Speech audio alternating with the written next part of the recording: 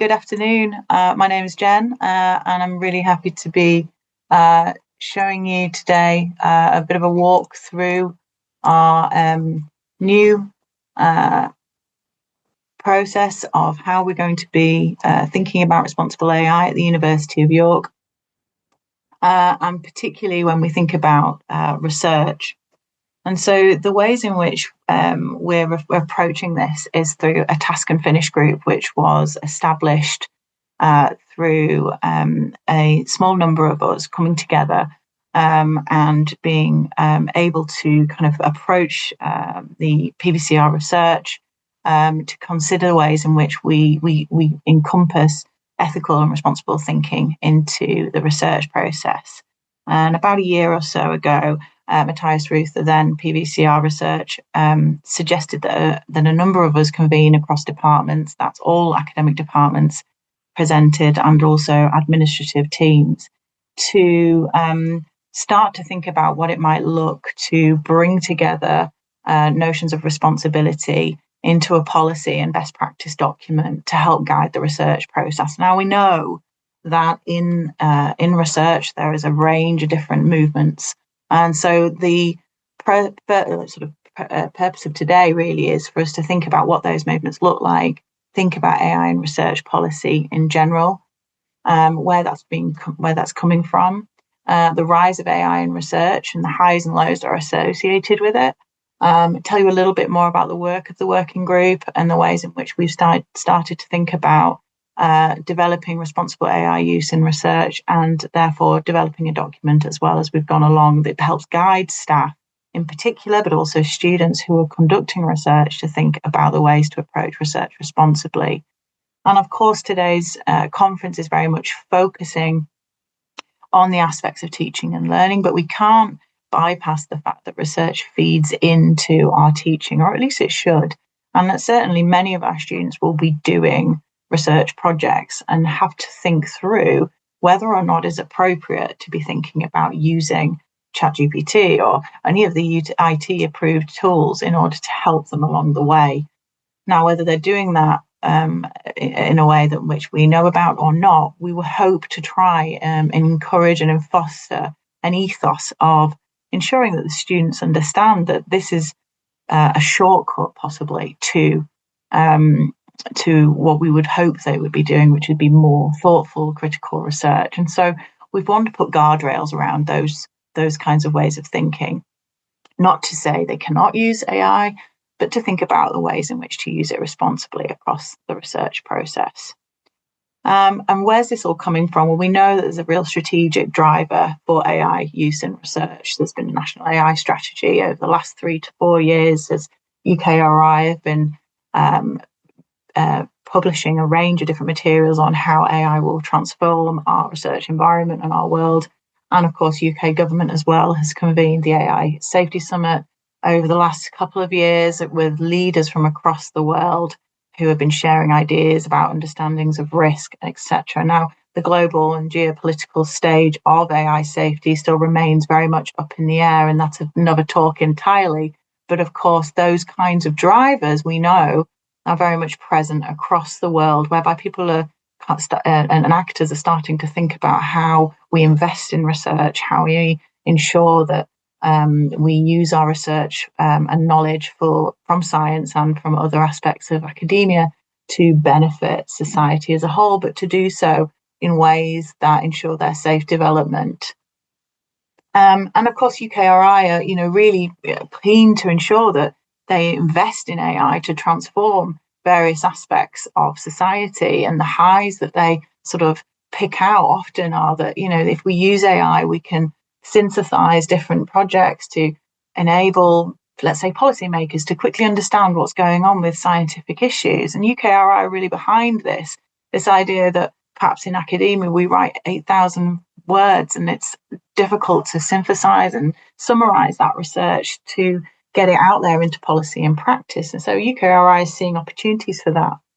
I'm sure in the last day or so you may have seen an announcement as well of some research that's been done at the University of Sheffield about the use of LLMs and generative AI in the research excellence framework.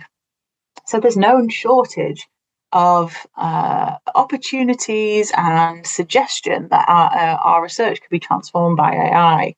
But at the same time, we also have real concerns. And this is where the notion of responsibility really comes in, and why I really do want to stress that any research that is being done by our students is done so with a concern for our critical thinking and epistemic integrity.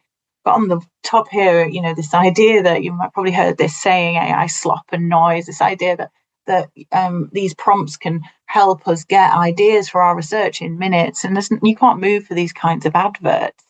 At the same time, people are concerned, there's an Economist article here, that creativity and critical thinking could be taking a hit from this use of AI and its use in our knowledge production. And the concerns for critical thinking really are worth us pausing on.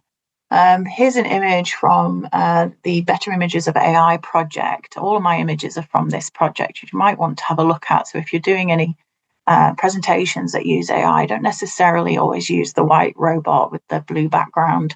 Look at this bank of library of images from Better Images of AI, which seeks to sort of slash these kinds of tropes and stereotypes around AI. Instead, this print is trying to explore the concerns around AI eroding and replacing critical thinking, creativity, and other core human attributes. The girl is there covering her eyes, representing both the horror of this and the refusal to acknowledge it, this kind of inescapable notion. Barely recognizable screwdrivers remind us AI is a tool, but the rest of the image begs us to think, whose is it? And this idea of power and the ways in which we might be inescapably attached to those kind of notions is really worth us pausing on and ensuring that whilst we are not there to say to students they shouldn't be using it at all, we are there to be saying, do pause and think about the ways in which these tools may affect our critical thinking skills. Do we need to use it? And in what ways?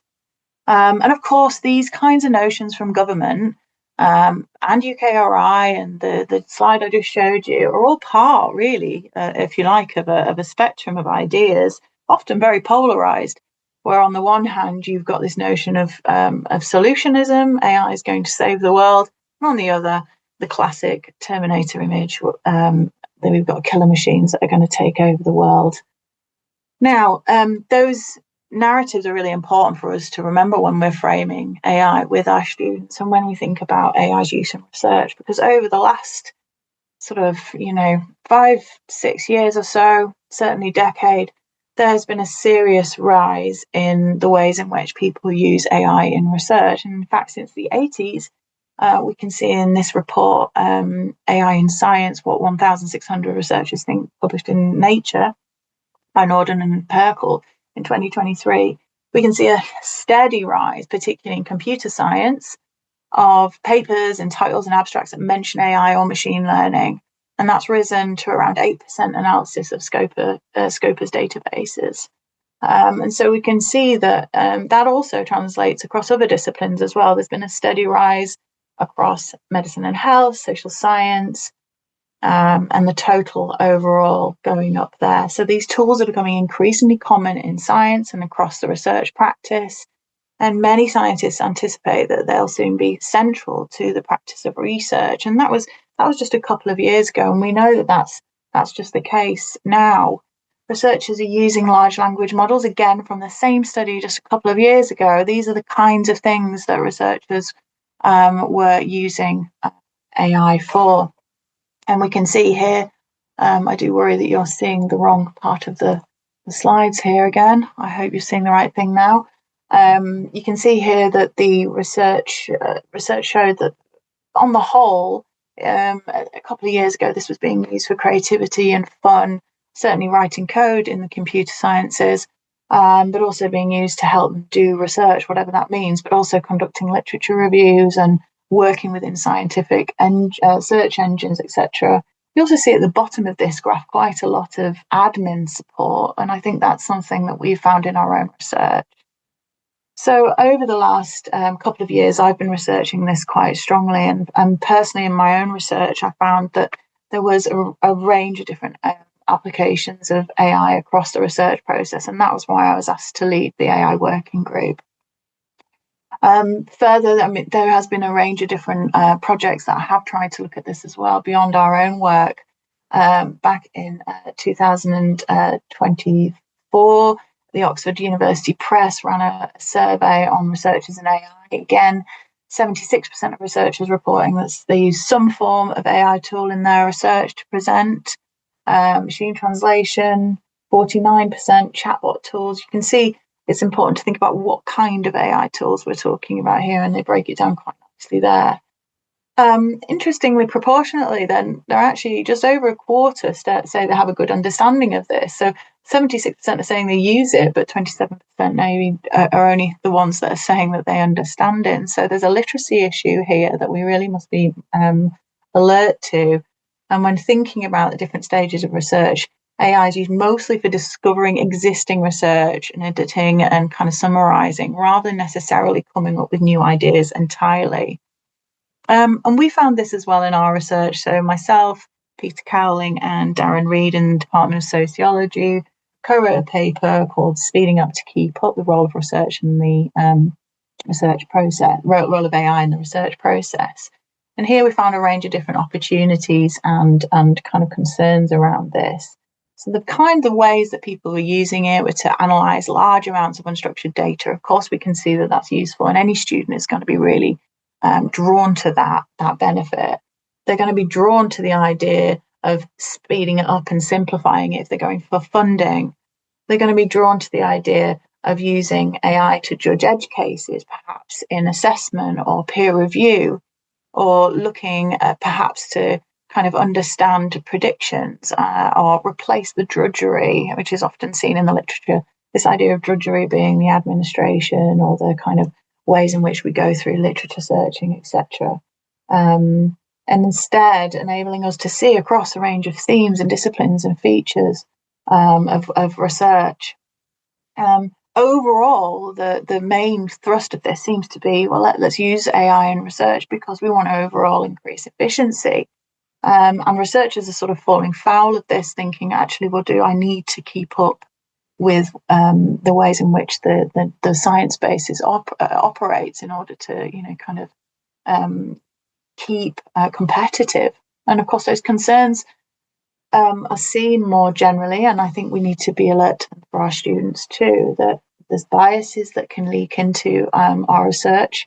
And again, students need to be aware of this notion that, of course, the potential needs to be balanced with an awareness of how any past indicators may reflect different structural inequalities in research, and how inequalities might be reflected in machine learning AI or trained on these data. Notions of productivity, peer review and authorship, serendipity, the notion of quality versus quantity. We could name a range of different reasons that it's important to kind of best harness the proactive ways that machine learning and AI can support the research process, but also doing so in a way that protects our academic identities and epistemic integrity. So I told you I would talk to you about the AI and Research Working Group, which is pretty much largely what this overview is set to do. I'm based in the Department of Sociology, and for many years I've been looking at the societal impacts of technology on society, but particularly AI in the last sort of 5 or 6 years. Because I've done quite a lot of work with different Russell Group networks and the recent paper on AI and speeding up research, and my role as responsible AI lead in Saints, I was asked to lead the working group, which monitors the development, applications, impact, risk and benefits of AI in the research process. And this working group also then advises on the role of responsible use of AI in the research process. In the chat, I put the link for the policy and guidance that we have recently published. And just to make you aware of the kinds of ways in which we're trying to integrate policy and guidance into the ethics procedure, so that students and staff can make transparent their use of AI. And our work today also includes, ensuring that the kinds of ways we're approaching responsible AI use extrapolates out to JISC and the White Rose Partners, N8 and other networks. Going forward, we're really interested in increasing awareness across the community through communication strategies, helping our ethics colleagues to understand AI and research opportunities and risk space, thinking about literacy, as I mentioned before. People are using it but don't necessarily know what they're using or why they're using it. Just because they are. Investigating training needs seems to be really important for us. And again, that literacy sort of transposes into thinking about how we support our students who are doing research projects too, and to connect and continue this kind of way of working alongside learning and teaching staff. And today is just part of that. So in the link, you'll see there is a new policy on responsible AI use in research. This is both a policy and a best practice document. The best practice aspect of it is a living document. This is by no means finalised or finished. It's work in progress. The working group on AI use in research will monitor the sector to keep this up to date. I regularly am having conversations with colleagues across the university and the PBCR about how we make sure that this stays up to date. And at the same time, we've got this guidance on generative AI intelligence in PGR programs, as well as other more general guidance on generative AI tools in the IT services web pages. So the whole thing is to link together the policy that looks at code of practice on research integrity to how we apply our use of AI in research, and to give a kind of a flavour of throughout the research process, this is what you might want to think about. So the document is organised as such. It guides us through responsible AI use, and it aligns it with the EU, UK Research Integrity Office and the Russell Group practices for higher education. And so this involved a lot of research to understand how other organisations and other policies have developed over time, and to make sure that they reflect some of the best ethical reflection in the sector. The guidance is for university researchers, and particularly for staff and postgraduate researchers. But I suppose just thinking more generally about any research project that a student might undertake, I think it can be said that some of certainly the policy aspects, in particular, applying the code of practice of research integrity to our thinking around AI would not do us any damage at all. To think through how we can use AI in a sensible way in terms of its necessity and its appropriateness, and informing the ways in which we also think about the ethics of AI use. Ultimately, I suppose it comes down to, do I need to use it at all? If it's a shortcut, is that a long-term plan for a researcher or for a student or for a member of staff? So let's think about the guidance itself then. So the guidance itself is split into, as I mentioned, the policy and the good practice side of things. We start off with giving staff and students and researchers an understanding of the types and applications of AI, and we broadly kind of trying to characterize it across these different terms. We've got predictive AI, using historical data to forecast outcomes, and clustering techniques. And then you've also got generative AI, which I know is a large part of today's session, thinking about new content, new text, new images, new music, fostering creativity and innovation. This idea that AI would be used to also, outside of those different terminology, helps staff and students across a range of different things. And that might be administrative support, that might be data collection, literature reviews, etc. But ensuring all the way through this that our researchers understand that any AI use needs to comply with funder requirements, copyright, data protection, and consent requirements as well, as per the policy on research integrity. So we're really clear to link those two aspects together. And importantly, I was particularly keen, based on the research that I'd been doing, that the researchers felt that they were particularly informed about AI ethics and able to critically evaluate its impact beyond mere compliance. In particular, thinking about the environmental and sustainable issues. Is it right that we should be using these tools when we know the environmental impact? But also, is it appropriate to be thinking about some of this use in a research context when we know about the kinds of false claims that can be propagated, or the reinforcement of biases and the content degradation across research quality potentially. And so because of some of these issues, we make sure that the AI use, as I mentioned, is there to foster healthy research culture, which basically is based on cautious AI use, responsible AI use, and critical reflection. So I've mentioned that, of course, these guiding values are a really large part of what we're interested in. We're really interested in making sure that the guiding values are akin to the Code on Research and Integrity. Those kinds of terminology are found across the AI ethics research. They lead to issues around accountability, transparency, privacy, data protection, ethics, and sustainability. And with this in mind, this kind of notion of transparency really means that we can encourage our students and staff to document what they're doing. So rather than making them worry about whether they should feel guilty about their AI use, include the prompts in their outputs in a form, keep a note of what they've done, and encourage them to document their AI use. And indeed, we've just linked this to the ethics procedure as well. Another guiding value is not just about transparency, but it's also about protecting the privacy of those people involved in the research and the data that they're storing. And of course, further to this, researchers are encouraged to be compliant with institutional policies and improve AI literacy through training and responsible practices. So there's a kind of notion of not just responsible AI, but responsible researchers. This is why we're linking it so closely to the code of practice. It's not just about responsible research, it's about the individual as well.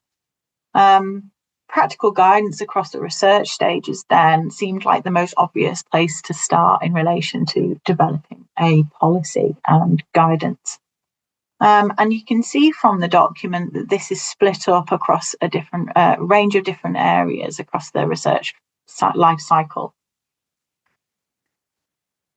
So when we started to think about how we were going to guide our students and staff doing research in this space, we were very careful about the types of language we would be using. So we wanted to make sure that our researchers knew what the limits were in terms of, what they really ought to do, and then what they were sort of encouraged to do. So at planning and proposal stage, you'll see a range of different recommendations on the website. So, for instance, I've just picked a few out for this presentation, but please do have a look at the web pages in order to ask me any questions at the end of this presentation. So, for instance, for a planning and proposal stage, researchers are encouraged to critically evaluate the hypotheses and avoid using AI for ethics applications, and also to ensure they use proper attribution as well when they do use AI in any way, shape, or form. For data collection, AI tools must be compliant with data protection policies, and only approved tools should be used for the data collection and management. So again, on our working group, we have IT who keep us up to date on what their approved tools are. And again, that's all compliant with data protection as well. Data analysis. So again, we're really encouraging this word. You'll see a lot: transparency, transparent documentation of AI usage, and the ethical handling, like we would in any research setting, of sensitive data, which is seen as critical here. So aware of how AI can behave, being aware of how to handle any ethical kind of considerations that might emerge in the data analysis stage. And then further, writing, dissemination, and peer review. Now, this may not apply to our students in terms of the peer review aspect, but certainly this is where a large crux of the matter will come in when we think about authorship, when we think about dissemination. And so this kind of notion of human responsibility and confidentiality being maintained during these processes is really clear. AI can't be the sole generator of academic content, nor should it be. Again, we're quite clear on this, this both in terms of transparency and in terms of how we want to encourage our researchers to behave and act in relation to the research process. And that's kind of one of the main things that we were trying to really encourage, is this kind of reflection. Again, we've also got, frequently asked questions in the document as well. So again, you'll have to have a look at it and see what kind of things pop up for you. But one of the things that I was really keen to ensure we included were frequently asked questions. And they range from, my journal article has got in touch with me to say that a piece of writing that I've published can be used for training of AI. Should I say yes or no? And again, we go back to not just issues of maybe of compliance, but also of reflexivity. Do we want to lose control of our work by giving it to a publisher when we don't know so little about or how it's going to be used at this point? There'll be questions in the FAQs that are really useful to people who are also thinking about where the training is that they can access, what to do when they're doing their ethics applications, etc. And the FAQs really provide clarifications and recommendations. So you can see, researchers need to describe the AI use in the ethics procedure and ensure transparency throughout their work. We have an AI prompt login sheet, which enables researchers to recommend, to kind of be clear about the ways in which they are accountable, the tools they've used, and then that can just kind of give them that clarity, and then give others that clarity as well, such as ethics boards. And institutional recommendations. So the FACS also have institutional guidelines, used approved AI software, how to cite usage of AI correctly, and using AI in skills assessment tasks and things like that. So we've got very clear clarification and recommendations about research in this document.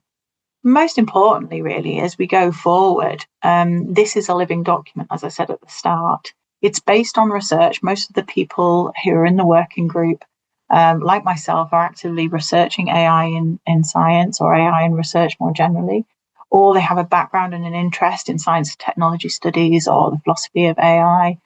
And so many of us are interested in this kind of evolving space and are working together to ensure that as it evolves, we're responsive to change. And so I suppose going forward, it's worth us thinking about how far we are happy to accept the role of AI in the research process. Of course, some of this that I've spoken to affects staff more than students. However, as staff advising students, we ought to know about this document. We ought to know about how we ourselves view these technologies, and how we ourselves want to supervise and support our students through their use of it. And these broad values and the broad recommendations that we use, I think, could be applied and broadly applicable across a range of different settings, including student work more generally. So further steps are really needed, though, for us to understand the effects of AI and machine learning. And there's definitely a need for training data, which cannot happen in a vacuum. But unfortunately, AI is like a mirror to the social world. We will see a replication and probably a real embellishment of some of these inherent worldviews and values in which the data was created, and that often leads to discrimination and harm. And we need to be really aware of this when we're encouraging AI use. And importantly, as researchers, both in terms of staff or students doing research projects themselves, we want to encourage them to do their research with integrity. If they want to go on for an academic career, they want to go into a master's, a PhD, we want to ensure that they understand that this is not about speeding up to keep up in a competitive AI or academic environment. We want them to balance research quality with their quality of life, and with the demands of impact and measurement and added bureaucracy that we see in university. So thinking about it much more generally than just, is it this project that should be using AI or not? Thinking about it much more broadly around how career developments could be forming through their AI use, I think is important. And the differences across disciplines and disciplinary practices and disciplinary norms, and the differences across career stage as well. In terms of research, then, as I mentioned, that the AI working group is held together largely by people who are interested in researching AI use in research. But a lot of these studies need to go a lot further and ask real fundamental questions about how this technology might provide new tools, but also enable scholars to question these values and principles that are driving the research process. We co-lead, myself and Philip Garnett in the School of Business and Society, and Darren Reed in sociology, and Tom Stoneham in philosophy. We lead a lab called the AI in Society ACE Lab. And that is a informal website which essentially brings together different contacts from across the university. So if you're interested in ACE Lab, do have a look on the university web pages. That's when we can have conversations about these issues, but also the working group for AI research as well is more of a formal mechanism that you can contact us on. Finally, I'd like to say that this presentation is put together on behalf of the AI working group. I'm based in sociology, and if you wanted to approach me with any questions after the event or in the future, I'd be really happy to hear your thoughts. We are not the oracles on this, but we are working very hard to make sure we keep up to date with what's going on and to ensure the ethos of responsibility throughout the research process when the use of AI is considered. So I'll stop there. I do hope that was useful. I do apologise as well. It looks like the presenter screen was still shown, but I'm happy to take any questions. Thank you. I just wanted to say thank you. I felt like I wasn't able to smile and nod, but I was smiling and nodding. I found that really interesting. I know Phil as well, so I'm in the School for Business and Society, and I'm a lecturer. I teach management technology and society. So, and one of the things we try and get students to think about is AI and those implications that you were talking about. I think those ethical ones are really important. I think it's more and more interesting seeing the sort of first years come through, how they're sort of using it. They're just rely on it for absolutely everything. And then we've got quite a bit of undoing work to do, I think. Yeah, and also I'm PG director, so I've got that hat on as well. And I also teach online, and we feel like there's a bit of there's all these different spaces where things operate a bit differently. And I've been asked to think about AI advice for students in an online context. And I thought, listening to you today, I thought that was really interesting as well, because they sort of over rely on tech even more, because they're sort of, AI is the new Google almost, isn't it, for people? And they don't have that. I think on campus we can say, oh, speak to us, build a relationship with people, we're here to support you. And then there's certain spaces like online learning, for example, where it's not quite like that, more of a disconnect. But yeah, it's just loads of really, really interesting ideas. Thank you today. You've given us a lot to think about. And I also wanted to say I'd be really interested to get involved in one way or another. So I'm going to send you an email. Yeah, and likewise for anyone else. Thank you, Natalie. Anyone else who's interested in this space. As I say, I think we do communicate a lot with the learning and teaching working group on AI as well, but we are separate, and obviously there is crossover. So we want to make sure that we're getting enough voices from across a range of different disciplines and a range of different perspectives. I'm always happy to be told we're wrong. This is not us saying that this is a concrete stagnant state. We have to evolve with things. I'm really happy to hear other perspectives. Also really alert to the fact, from having done empirical research with different scientists and different researchers across the piece, that the issues are dependent on discipline, but they're also dependent on career stage. And we also see issues as well across different backgrounds as well. And we don't want to discriminate against AI use if it's supportive to people as well. So we want to make sure that there's there's a real range of voices at the table when we talk about this stuff, but also that we're making sure that we're not seen as just these people saying no, don't use it at all. It's that balance and that critical reflection I'm really interested in, that we're interested in. So please do, if anyone is interested in the group. Thank you for offering that. That's great. And yes, and I do apologise for the technical side of things. I was quite bemused as to what to do at the start there. It looks very different from what I'm seeing. So thank you for bearing with me. I hope you could still see things okay. Yeah. Well, I could see things anyway, so I'm assuming other people can. I do hope so. Thank you so much, everybody. Are there any other questions? We have a policy for the university and researchers within the university.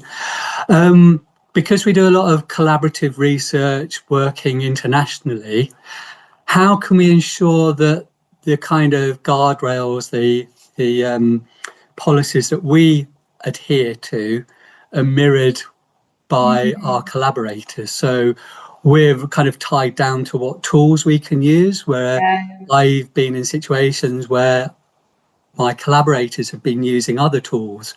And it's just how can we keep track of that when we're doing research?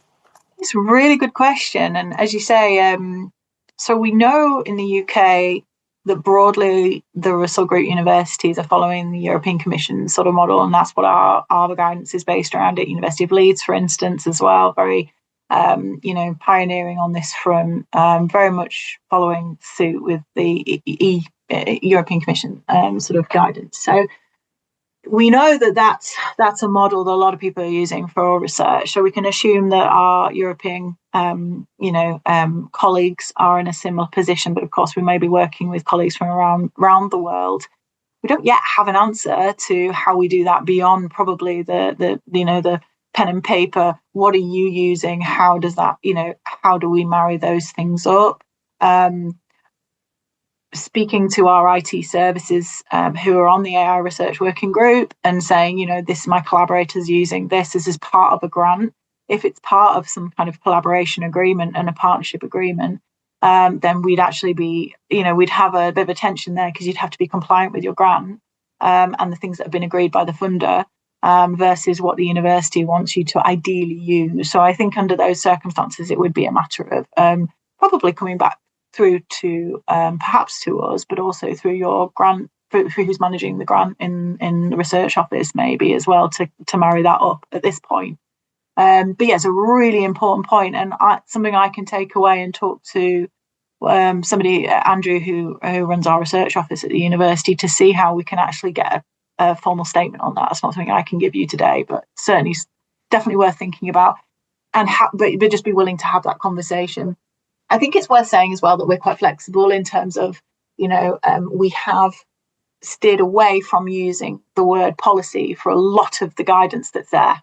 Yeah. So when you look through the best practice document, that is not policy. That's preferred. That's recommended. What's policy is linked to our research integrity code of practice, and those are more around the guiding principles I was talking you through. So I think you may actually find there's a bit more flexibility than it feels.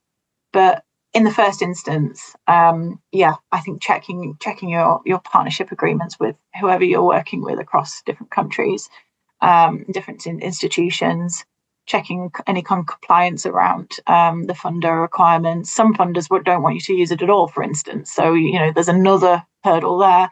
But then having an honest conversation with IT and ourselves, I think, is where we'd start. But let me get a formal line on that. But if that helps for now, or if you want to drop me an email, I can chase that up in a much more robust fashion. Yeah, that'd be great. So. Yeah, really happy to do so. Thank you. And there's also some other ethical issues as well regarding sort of our use of AI tools, but the people that our collaborators that we're working with don't have access to those tools as well. So that digital inclusivity as well is another issue that I'm kind of quite interested in addressing. Yeah, and this is it. This is why it is quite difficult to have a kind of black and white on this. Yeah. And and again, with the sustainability angle as well, there will be, there are really clear steers as to why we might not use these tools and for research, for a range of different activities. But for instance, if we're doing sustainability research, we're doing environmental based research, we're trying to do research with integrity, but yet we're using these tools. There are a lot of tensions there, and like you say, the digital divide is another. If we don't want to sort of be seen to benefit more than necessarily our partners in research. So really important points. Thank you, Howard.